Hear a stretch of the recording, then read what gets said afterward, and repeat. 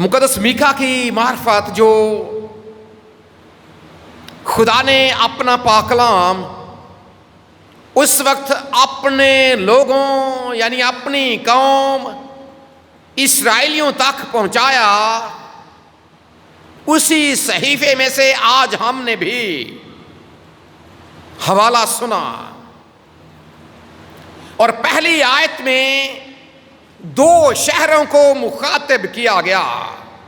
اگر آپ نے سنا ہے پہلی آیت میں کہ سامریا اور یروشلم کی بابت، کیا وجہ ہے کہ یہاں پر دو شہروں کو مخاطب کیا گیا؟ کیا وجہ ہے کہ کیا اسرائیل میں صرف دو ہی شہر تھے؟ کیا باقی علاقوں کے اسرائیلی اس کلام سے مستثنا ہیں؟ کیا یہ خدا کا کلام ان کے لیے نہیں ہے؟ کیا یہ صرف سامریا کے رہنے والے اور صرف یروشلم کے رہنے والے لوگوں کے لیے ہے؟ یہ بات یاد رکھیں کہ اگر ہم خدا کے پاک کلام کو صرف اسی پیرائے میں لیں گے تو پھر ہم اس کی جو قدرت ہے یا جو اس کا اختیار ہے اسے ہم محدود کر دیتے ہیں، اس کے پیغام کو محدود کر دیتے ہیں۔ بظاہر یہاں پر دو شہروں کا اور کچھ بادشاہوں کا بیان ہے، اور اصل میں بادشاہوں کا بیان کر کے ہمارے سامنے اس وقت کو رکھا گیا ہے جس وقت میں اور جس خاص دورانیے میں خدا نے اپنے بندے مقدس میکا کو استعمال کیا تاکہ وہ اس کے پیغام کو لے کر لوگوں تک جائے۔ اب جن شاہان کا یہاں پر ذکر ہے، بادشاہوں کا یہاں پر ذکر ہے، ان کے ایام میں خدا نے مقدس میکا کو استعمال کیا۔ اور اگر آپ اس کے وقت کا تعین کرنا چاہتے ہیں تو تقریباً آج سے 2800 سال پہلے خدا نے اپنے بندے کو استعمال کیا۔ 2800 سال پیشتر یہ خدا کا کلام میکا کی معرفت اس وقت خدا نے جب یہ مخاطب کیا سامریا اور یروشلم، لیکن جب آپ پھر تاریخی پیرائے میں جا کر اس بات کو سیکھنے کی کوشش کرتے ہیں تو اس بات کو یاد رکھیں، کئی بار خدا کسی قبیلے کے نام کی وجہ سے، خدا کسی بندے کے نام کی وجہ سے، دیکھیں آپ کو یہ پتا ہے کہ یعقوب کے 12 بیٹے تھے اور 12 بیٹوں کے 12 قبائل تھے اور پھر ان کو اسرائیل کہا جاتا تھا۔ اب اسرائیل کا لفظ کئی بار صرف یعقوب کے لیے استعمال ہوا ہے اور کئی بار ساری قوم کے لیے استعمال ہوا، اور یعقوب کا لفظ کئی بار صرف اکیلے یعقوب کے لیے استعمال ہوا ہے، اور اکثر اوقات یہ خدا کے پاک کلام میں ساری قوم کے لیے بھی استعمال ہوا۔ اور یہاں پر جب سامریا کی بات کی گئی، یروشلم کی بات کی گئی، تو جب ایک بار پھر جب آپ تاریخ کے اوراق الٹتے ہیں تو آپ کو یہ پتہ چل جاتا ہے کہ دو شہروں کو مخاطب کرنے سے خدا کی مراد کیا ہے، خدا نے کیوں دو شہروں کو مخاطب کیا۔ دیکھیں اس کے زمانے میں جب مقدس میکا نے نبوت کی تو اسرائیلی سلطنت اس وقت 2 حصوں میں تقسیم ہو چکی، اور ان حصوں میں ایک حصہ جنوبی سلطنت جس کا دارالخلافہ یروشلم ہے، دوسرا حصہ اسرائیلی سلطنت جس کا دارالخلافہ سامریا۔ سو یہاں پر دونوں ممالک یا مملکتوں کے دارالخلافے کو سامنے رکھ کر اصل میں خدا یہ پیغام دے رہا ہے کہ یہ پیغام صرف ایک سلطنت کے لیے نہیں ہے۔ ہاں کئی بار کوئی ایسے، جس طرح ہم نے پچھلے اتوار کو مقدس یونا کے حوالے سے سیکھا کہ خدا نے اسے استعمال کیا صرف ایک شہر اور اس کے مضافات کے لیے، نینوا کے علاقے کے لیے خدا نے مقدس یونا کو استعمال کیا، لیکن یہاں پر جو میکا کی معرفت پیغام آیا ہے یہ دونوں مملکتوں کے لیے، جنوبی سلطنت کے لیے بھی اور شمالی سلطنت کے لیے بھی خدا نے یہ پیغام دیا، اور اسی لیے یہاں پر یہ لفظ درج کر دیے گئے کہ سامریہ اور یروشلم کی بابت خداوند کا وہ کلام جو اس نے اپنے بندے میکا کی معرفت ان شاہان کے دور میں اپنے لوگوں تک پہنچایا۔ اب پیغام کیا ہے؟ جب آپ نے اس کو اگر غور سے سنا ہے، دوسری آیت میں اے سب لوگوں سنو، کیا کرو جی؟ یہاں پر نہ صرف سب لوگوں بلکہ جب آپ اگلے لفظوں کو سیکھتے ہیں، اے زمین اور اس کی معموری کان لگاؤ، سب لوگوں کو مخاطب کیا گیا، سارے کے سارے لوگ، ہر خاص طور پر چونکہ دو مملکتیں ہیں، دو شہروں کا نام استعمال کر کے اصل میں خدا پوری اسرائیلی قوم سے کلام کر رہا، بلکہ پھر اس کا دائرہ کار بڑھاتے ہوئے خدا نے ساری زمین کی بات کر دی کہ اس ساری زمین کے اوپر جتنے بھی لوگ آباد ہیں، چاہے وہ اسرائیلی ہیں، یہ بالخصوص ان کے لیے ہے، لیکن بالعموم یہ خدا کا کلام ساری دنیا کے لیے، زمین کے اوپر جتنے لوگ آباد ہیں، جتنے لوگ اپنی زندگی گزار رہے ہیں، خدا کا کلام ان کے لیے ہے، کیونکہ اگر خدا ہی سب کا خدا ہے تو پھر اس کا مطلب یہ ہے کہ اس کا کلام بھی سارے لوگوں کے لیے، اور اگر یہ سارے لوگوں کے لیے ہے تو پھر اس کا مطلب یہ ہے کہ 2800 سال گزرنے کے بعد آج یہ کلام میرے اور آپ کے لیے بھی ہے۔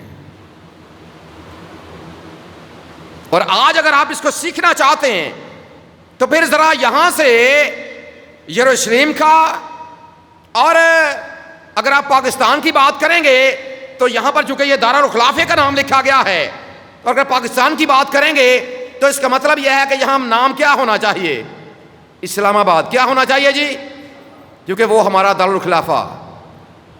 اگر اسلام آباد کا نام لکھا جائے تو اس کا مطلب یہ سارے پاکستان کے لیے۔ چلے ہم پاکستان کی بات نہیں کرتے، ہم بات کرتے ہیں کس کی بات کرتے ہیں جی؟ علی پور چٹھا۔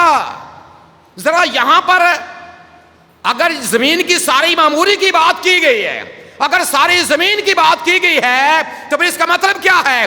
اس کا مطلب یہ ہے کہ اسی زمین کے اوپر جہاں پر بے شمار شہر آباد ہیں، بے شمار آبادیاں آباد ہیں، وہیں پر خدا نے علی پور چٹھا کو بھی قائم کیا ہے، اور علی پور چٹھا کے اس حصے پر خدا نے آپ کو قائم کیا ہے۔ یہاں پر ذرا آج علی پور چٹھا کا نام لکھیے تاکہ آپ یہ محسوس کر سکیں کہ یہ پیغام آج میرے لیے، یہ پیغام آج میرے گھرانے کے لیے، یہ پیغام آج میری کلیسیا کے لیے۔ اور خدا آپ سے کیا تقاضا کرتا ہے؟ خدا کیا چاہتا ہے؟ کیوں خدا نے اس وقت میکا کو استعمال کیا اپنے ان لوگوں کے لیے، اور کیوں آج خدا اپنے بندے میکا کی معرفت یہ پیغام آپ تک پہنچانا چاہتا؟ اور جب ہم انبیاء کتب کی بات کرتے ہیں، ہم نے اس بات کو پہلے بھی سیکھا ہے کہ خدا پہلے گناہوں کے بارے میں بتاتا ہے، پھر خدا سزا دیتا ہے، سزا کا اعلان کرتا ہے، لیکن پھر اس کے ساتھ خدا بحالی کا وعدہ بھی کرتا ہے، جو پہلی بات ابھی بیٹی نے ایک نقطہ اٹھایا بھی تھا۔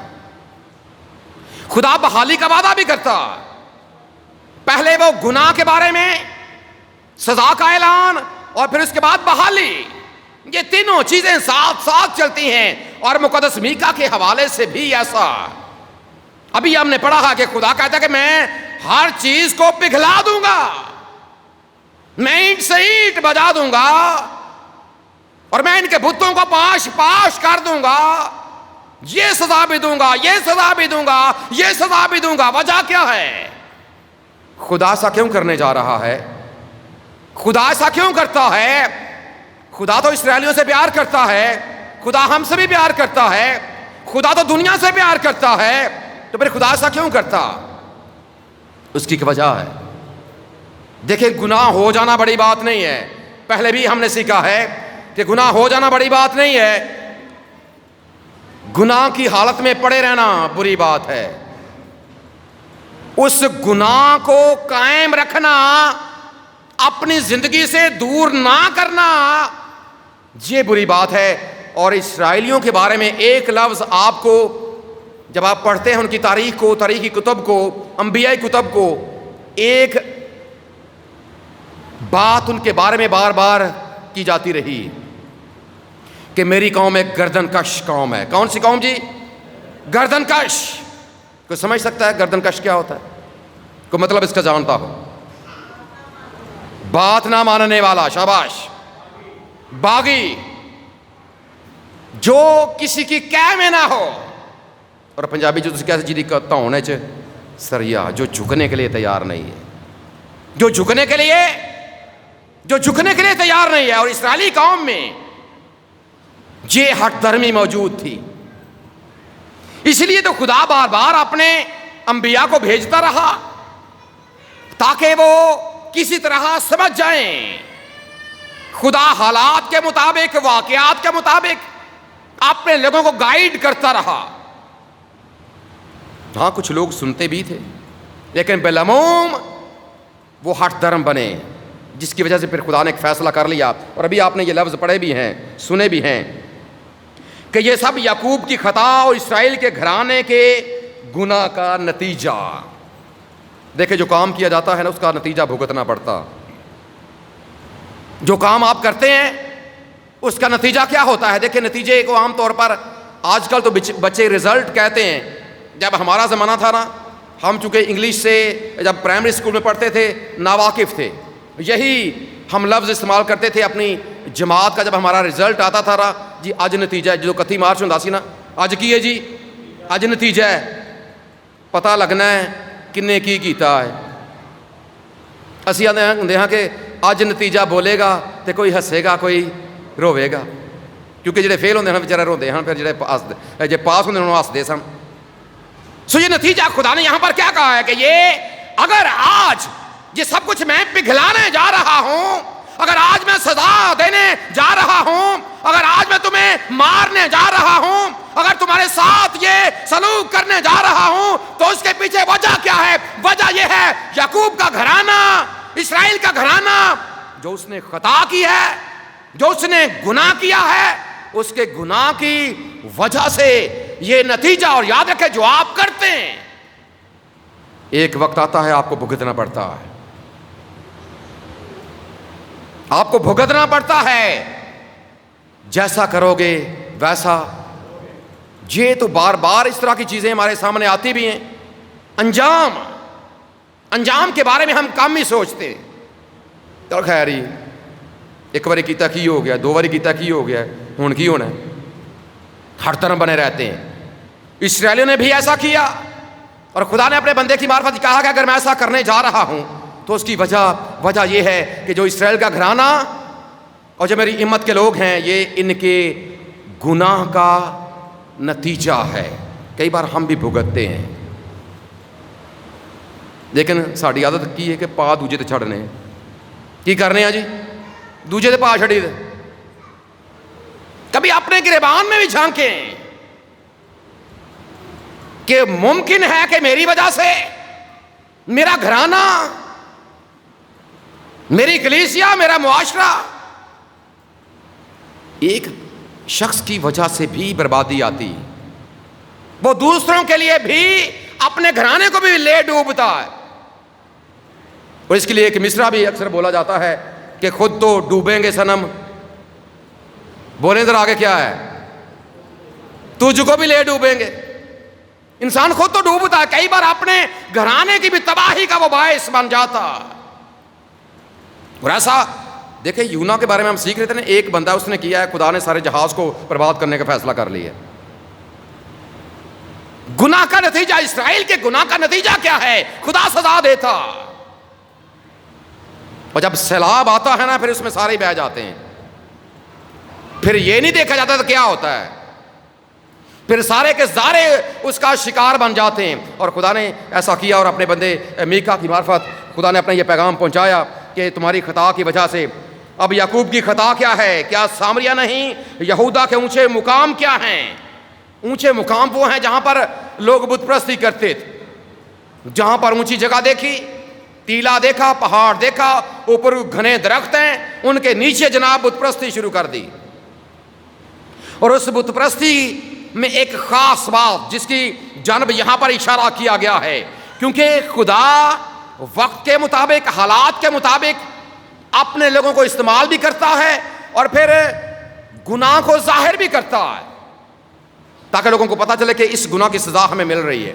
اب ان کا گناہ اصل میں جب آپ 7ویں آیت کے آخری حصے کو پڑھتے ہیں تو وہاں پر کیا لکھا ہے کہ کیونکہ اس نے یہ سب کچھ کسبی کی اجرت سے پیدا کیا.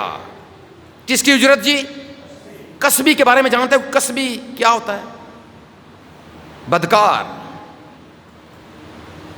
بدکاری سے حاصل کردہ دولت، ناجائز ذرائع سے حاصل کردہ دولت جنوں اسی دوجے پنجابی دے لفظاں چ حرام دی کمائی بھی کہہ سکنے.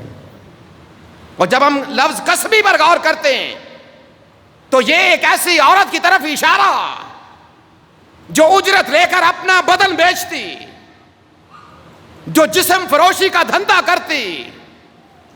اور خدا نے اس طرح کے الفاظ استعمال کر کے دیکھیں خدا کیسے بیزار ہے اپنے لوگوں سے، خدا کیسے بیزار ہے اپنی قوم سے، خدا کیسے بیزار ہے اپنے چنیدہ لوگوں سے کہ جن کے بارے میں خدا نے کہا کہ اسرائیل میرا بچہ بلکہ میرا پلوٹا. اور آج خدا کہتا ہے کہ تمہاری جو کمائی ہے یہ ایسی ہے جیسے کسبی کی اجرت ہوتی.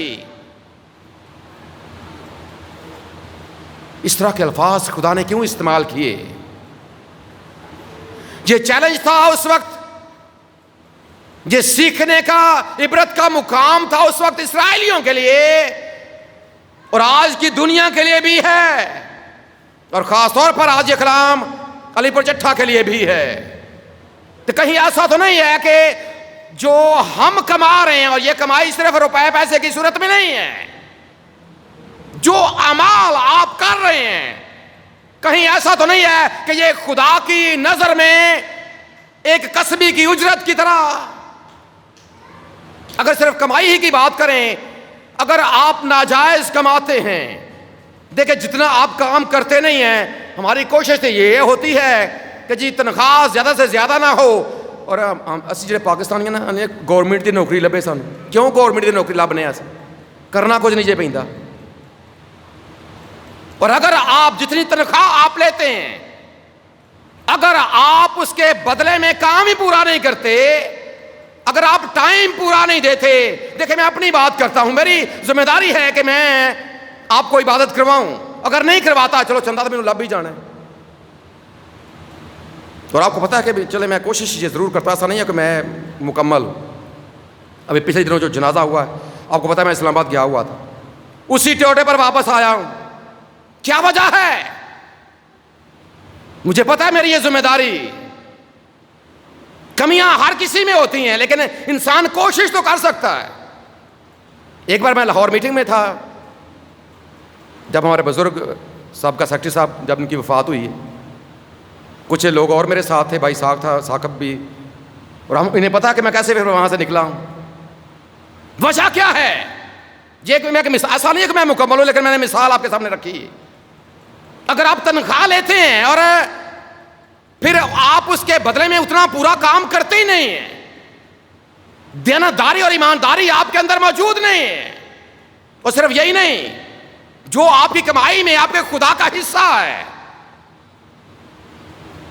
دیکھیں خدا کیسے ان لوگوں اسرائیلیوں کو مخاطب کر کے کہ جو تمہاری کمائی ہے، جو کچھ تم اپنے اعمال نہ صرف روپے پیسے کی صورت میں بلکہ جو دوسرے اعمال تم کما رہے ہو، یہ ایسے ہی ہے میری نظر میں جیسے ایک عورت دھندا کر کے کمائی کرتی ہے، جیسے وہ حرام کی کمائی ہے، تمہارے لیے بھی تمہاری کمائی ایسی ہی ہے.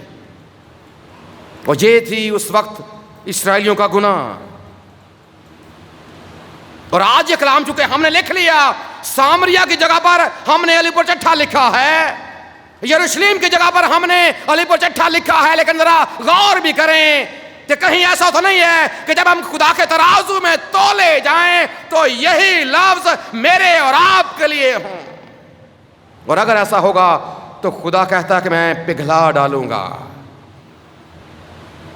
میں نہیں چھوڑوں گا، میں درگزر نہیں کروں گا. اور اگر ابھی تک ہم زندہ ہیں، اگر ہم ابھی تک سلامت ہیں، تو پھر اس کا مطلب کیا ہے کہ خدا وقت دے رہا ہے. اس کا مطلب کیا ہے جی؟ خدا، کیونکہ جو مر گئے ہیں اب ان کے پاس وقت نہیں ہے. ان کے اعمال جو انہوں نے کیے ہیں، اور پاک کلام میں لکھا ہے مکاشفہ کی کتاب کے 20ویں باب کی اگر آپ 11ویں سے 15ویں آیت کو پڑھتے ہیں تو اعمال کے مطابق انصاف دیا جاتا ہے. کتابیں کھولی جائیں گی، اور جب کتابیں کھولی جائیں گی تو کہیں ایسا نہ ہو کہ میرے اور آپ کے اعمال میں بھی یہ لکھا ہوا مل جائے کہ جو کمائی اس نے کی وہ ایسی تھی جیسے ایک کسبی کی اجرت ہوتی. ضرور اپنے گریبان میں جھانکے. آج خدا آپ کو موقع دے رہا ہے، آج خدا آپ سے کلام کرتا.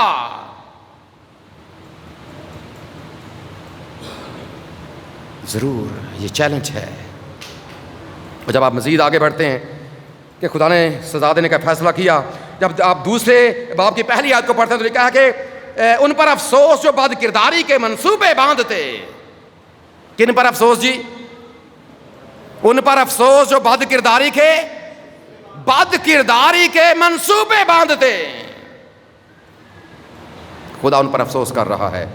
اگر آپ بڑھتے جائیں گے گناہ آپ کے سامنے آتے چلے جائیں گے، اور بستر پر پڑے پڑے شرارت کی تدبیریں ایجاد کرتے ہیں، اور صبح ہوتے ہی ان کو عمل میں لاتے ہیں. راتی سوچنے سویرے اٹھ کے کی کرنا ہے، کوئی اچھی گل سوچنے بھی جائے نا، بدی دے منصوبے، میں اینوں بھی تنگ کرنا ہے، میں اینوں بھی کرنا ہے، میں اے کرنا ہے، میں او کرنا ہے، میں اے کرنا ہے. اور بجائے اس کے کہ غلط باتیں سوچی جائیں، بجائے اس کے کہ دوسروں کے خلاف پروپیگنڈا سوچا جائے، بجائے اس کے کہ پارٹی بازی کی بات کی جائے، بجائے اس کے کہ خود غرضی کی بات کی جائے، اگر اس کی بجائے ہم یہ سوچیں کہ کل میں نے اپنی کلیسیا کے لیے دعا نہیں کی، آج میں نے اپنی کلیسیا کے لیے دعا کرنی ہے. کل میں اپنی کلیسیا کے لیے کچھ نہیں کر پایا، آج میں نے کچھ نہ کچھ کرنا. دوسرے منصوبے بناتے ہیں. کاش ہم یہ منصوبے بنائیں تاکہ اپنی کلیسیا کی بہتری اور بھلائی کے لیے کام کر سکیں، تاکہ ہماری کلیسیا آگے بڑھ سکے. آگے بڑھیں گے مزید گناہ آپ کے سامنے آئیں گے. اور یہاں پر آگے کیا ہے؟ آگے پڑھتے جائیں. خدا صبح ہوتے ہی ان کو عمل میں لاتے ہیں کیونکہ ان کا اس کا اختیار ہے. وہ لالچ سے کھیتوں کو ضبط کرتے، گھروں کو چھین لیتے، یوں ہی آدمی اور اس کے گھر پر، ہاں مرد اور اس کی میراث پر ظلم کرتے ہیں. یہ ساری چیزیں خدا کہتا ہے کہ میں دیکھ رہا ہوں، اور میں اس گھرانے پر آفت لانے کی. خدا کہتا ہے کہ اگر آپ اس طرح کرتے ہیں، تم تدبیریں کرتے ہو شرارتوں کی، اور میں کیا تدبیر کر رہا ہوں؟ یہاں پر کیا لفظ لکھے ہیں جی؟ میں کیا تدبیر کر رہا ہوں تمہارے بارے میں؟ میں تم پر آفت لانے کی تدبیر کرتا ہوں. ہم دوسروں کے بارے میں سوچتے ہیں، خدا ہمارے بارے میں سوچتا ہے. اور میکا کے زمانے میں لوگوں کا یہ رویہ تھا، اور اگر آج ہمارا رویہ ایسا ہے تو اس کا مطلب یہ ہے کہ یہ کلام ہمارے لیے. ہمیں آج خدا موقع دے رہا ہے اپنے گریبان میں جھانکیں. اگر آپ مزید آگے، چونکہ ہم پوری کتاب کو ایک ہی دن میں ختم کرتے ہیں، اگر آپ تیسرے باب میں جاتے ہیں، اور تیسرے باب کے شروع میں، اور میں نے کہا اے یعقوب کے سرداروں اور بنی اسرائیل کے حاکموں سنو. یہاں پر خدا ان لوگوں سے بھی کلام کر رہا ہے، صرف عام جنتا سے نہیں جن کے پاس اختیار ہے. خدا ان سے بھی کلام، حاکموں سے مراد جو حکومت کرنے والے ہیں. چلیں ہم اگر اپنی بات کریں، ہم پر حکومت کرنے والے کون ہیں؟ ہم پر کون ہے حکومت کرنے والے؟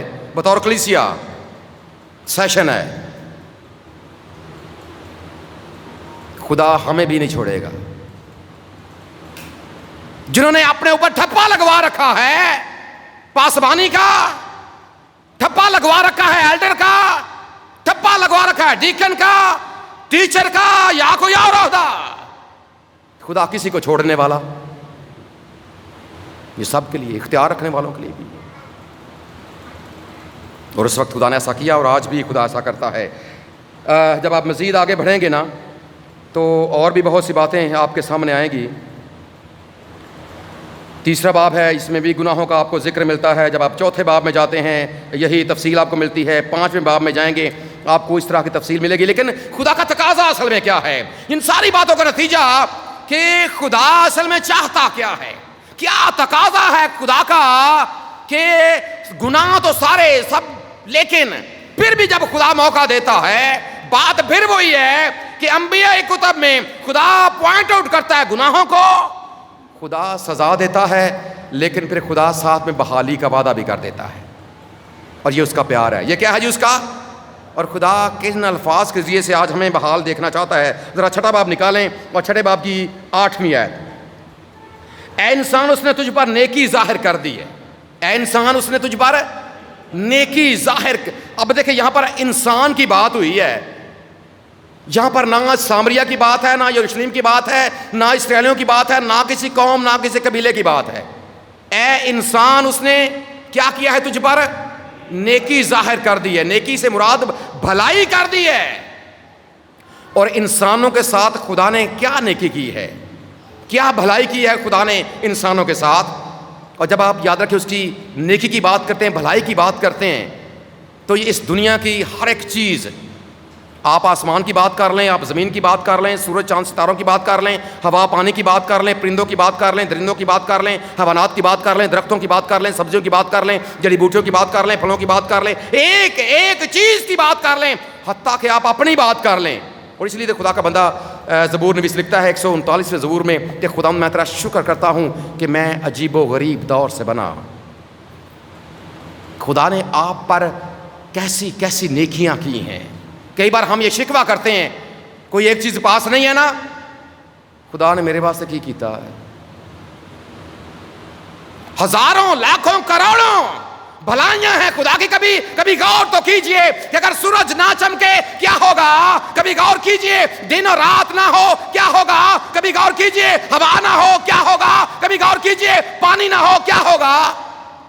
زمین نہ ہو کیا ہوگا؟ درخت نہ ہو کیا ہوگا؟ مٹی نہ ہو کیا ہوگا؟ پرندے نہ ہو کیا ہوگا؟ درندے نہ ہو کیا ہوگا؟ کیا ہوگا اگر یہ ساری چیزیں نہ ہوں؟ ہوا نہیں ملے گی، سانس کیسے لیں گے؟ سورج نہیں نکلے گا تو کیسے یہ فصلیں پکیں گی؟ کیسے یہ سارے، رات نہیں ہوگی آرام کیسے کریں گے؟ کہ کیا انسان اس نے اپنی نیکی ظاہر کر دی ہے. اور صرف یہی نہیں، ایک اور نیکی اس نے کی ہے انسانوں کے اوپر کہ خدا نے دنیا سے ایسی محبت رکھی کہ اس نے اپنا اکلوتا بیٹا بخش دیا. اس سے بڑی اے انسان، اس سے بڑی نیکی کیا ہوگی کہ اس نے اپنا اکلوتا بیٹا آپ کے لیے دے دیا، جس نے آپ کی خاطر صلیب کے اوپر قربانی، آپ کے گناہوں کو لے کر وہ صلیب کے اوپر چڑھ گیا ہے. اس سے بڑی اس کی نیکی. اے انسان اس نے اپنی نیکی تجھ پر ظاہر کر دی ہے. اور یہاں پر تجھ کی بجائے ذرا اپنا نام لکھیے کہ میرے خدا نے وہ نیکی مجھ پر ظاہر کی. میرے گناہوں کے لیے میرے خدا نے اپنا اکلوتا بیٹا دیا. اس سے بڑی نیکی کیا ہوگی؟ اگر اس نے نیکی کی ہے تو پھر آگے اس کا تقاضا کیا ہے؟ تقاضا یہ ہے اے انسان اس نے تجھ پر نیکی ظاہر کر دی ہے اور کر دی ہے. ذرا یہ لفظ بھی اس نے اپنا کام کر دیا ہے. یہ گرامر کے اعتبار سے مکمل فقرہ ہے، پرفیکٹ ٹینس ہے. اس نے کر دیا ہے، لیکن اس کا تقاضا کیا ہے؟ تقاضا اس کا یہ ہے خدا ہم تجھ سے اس کے سوا کیا چاہتا ہے. خدا اپنے دل کی بات کرنے جا رہا ہے کہ خدا آپ سے کیا چاہتا ہے. خدا چاہتا ہے کہ تو انصاف کرے، رحم دلی کو عزیز رکھے اور اپنے خدا کے حضور فروتنی سے چلے.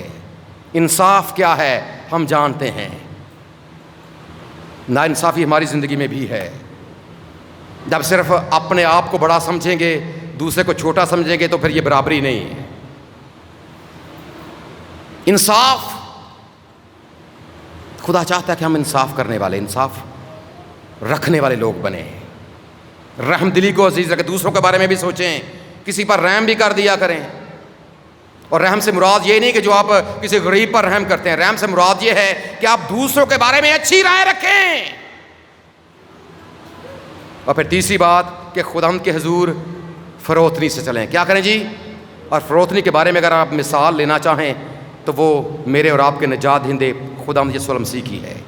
مجھ سے سیکھو کیونکہ میں حلیم ہوں اور دل کا فروتن، تو تمہاری جانیں آرام پائیں گی اگر خدا کے اس تقاضے کو پورا کریں گے۔ اور آگے خدا بحالی کا وعدہ کرتا ہے۔ ذرا آخری باب کی آخری 3 آیات بھی ذرا سن لیجئے، خوبصورت وہاں پر خدا کا پیغام ہے بحالی کے حوالے سے۔ جب آپ آخری 7واں باب ہے، 7ویں باب کی جب آپ 18ویں آیت کو پڑھتے ہیں، وہاں پر لکھا ہے کہ تجھ سا خدا کون ہے۔ اور میکا کے جو نام کا مطلب بھی یہ ہے کہ خدا کی مانند کون ہے۔ میکا کے نام کا مطلب ہے خداوند کی مانند کون ہے، اور یہاں پر وہی لکھا ہے کہ تجھ سا خدا کون ہے جو بد کرداری معاف کرے۔ دیکھیں اگر ہم نے بھی کبھی زندگی میں بد کرداری کی ہے تو خدا آج معاف کرنے جا رہا ہے، معاف کرے اور اپنی میراث کے بقیہ کی خطاؤں سے درگزر کرے، اپنا قہر ہمیشہ تک نہیں رکھ چھوڑتا کیونکہ وہ شفقت کرنا پسند کرتا ہے، اور پھر ہم پر رحم فرمائے گا۔ وہی ہماری بدکرداری کو پامال کرے گا اور ان کے سب گناہ سمندر کی تہہ میں ڈال دے گا۔ تو یعقوب سے وفاداری کرے گا اور ابراہیم کو وہ شفقت دکھائے گا جس کی بابت تو نے قدیم زمانے میں ہمارے باپ دادا سے قسم کھائی تھی۔ خدا نے وعدہ کیا ہے کہ میں تمہیں بحال کروں گا، خدا نے وعدہ کیا ہے کہ میں تم سے پیار کرتا ہوں، خدا نے وعدہ کیا ہے کہ میں تمہاری توبہ کو قبول کروں گا، لیکن شرط یہ ہے کہ آپ انصاف کو، رحم دلی کو، اور سب سے بڑھ کر اس کی حضوری میں توبہ کر کے فروتنی سے چلنے کا وعدہ کریں، اور پھر خدا ضرور اپنے وعدوں کو آپ کی زندگی میں بھی پورا کرے گا، کیونکہ خدا وعدوں کا سچا خدا ہے۔ ہمارا خدا اس پیغام کے وسیلے سے ہم سب کو برکت بخشے، آمین۔